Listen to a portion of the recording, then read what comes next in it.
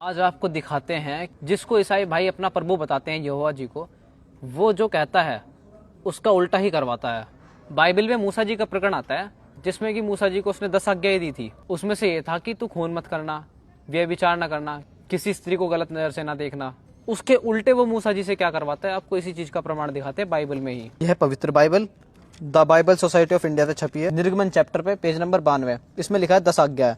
तू खून ना करना, तू व्यभिचार ना करना, तू चोरी ना करना, ना तो किसी की स्त्री का लालच करना। ये सारी आज्ञा है। और यहाँ पर देखोगे क्या लिखा है, क्योंकि मैं तेरा परमेश्वर यहोवा जलन रखने वाला परमेश्वर हूँ। भाई ये तो जलन रखता है, ये कैसा परमेश्वर है? ये तो दोगला हो गया। भगवान तो भाई किसी से जलन नहीं रखता, सारे एक समान है भाई उसके लिए। ये कैसे जलन रख रहा है भाई सभी से?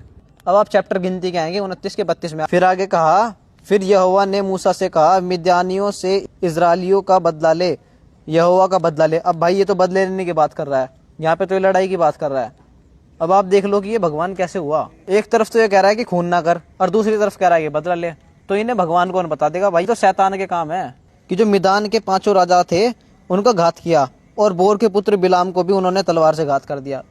मतलब एक तरफ तो कह रहा है कि भाई खून ना कर, दूसरी तरफ कह रहे हैं कि भाई बदला ले। मार दिया, और मार भी दिया भाई यहाँ पे तो। और उनके जितने निवास बने थे और सब छावनियों को फूंक दिया। देख लो भाई, फूंक डाला। अब भाई इनने तो यूं भी नहीं देखा कि कौन निर्दोष है और कौन दोषी है, और सबको इसने जला दिया, फूंक दिया। यहोवा ने साफ कह रखा है कि जो मेरी बात को नहीं मानेगा उसको मैं दंड दूंगा। डर की वजह से करना पड़ा है सब कुछ, और यहाँ समाज इसको पूरा भगवान मानने बैठा है यहोवा को। आगे देखिए, इसलिए अब बाल बच्चों में से हर एक लड़के को और जितनी स्त्रियों ने पुरुष का मुंह देखा हो उन सबों को घात करो। तो भाई देख लो, यहाँ पे साफ साफ लिखा है कि जितने भी औरतें हैं, जिनके बच्चे हैं, उन सभी का घात करो। मतलब ये तो सबको मरवा रहा है। और फिर लिखा है कि परंतु जितनी लड़कियों ने पुरुष का मुंह ना देखा हो उन सबको तुम अपने लिए जीवित रखो। बताओ भाई ये कैसी बात हुई?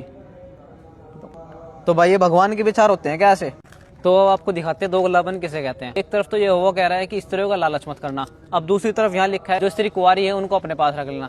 बताए दोगलापन नहीं है क्या ये? ऑर्थोडॉक्स जेविस बाइबल में साफ साफ लिखा है एलिस कबीर वो परमात्मा है जिसके बारे में पादरी को खुद जानकारी नहीं है। ये नकली पाखंडी बने फिर हैं। इन्हें पता नहीं किसने डिग्री दे रखी है पादरी बनने की, जिन्होंने अभी तक एक शब्द भी बाइबल का नहीं पढ़ा होगा।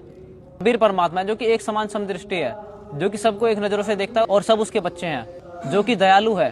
कितना भी बुरा से बुरा आदमी हो, गंदा से गंदा कर्म करने वाला आदमी हो, अगर वो पूर्ण परमात्मा कबीर जी की शरण में आता है तो उसको भी परमात्मा एक संत बना देते हैं। और अगर यहोवा की बात पे चलोगे तो भाई अच्छे इंसान को भी वो गंदा इंसान बना देगा, मरवा देगा लोगों को तुमसे।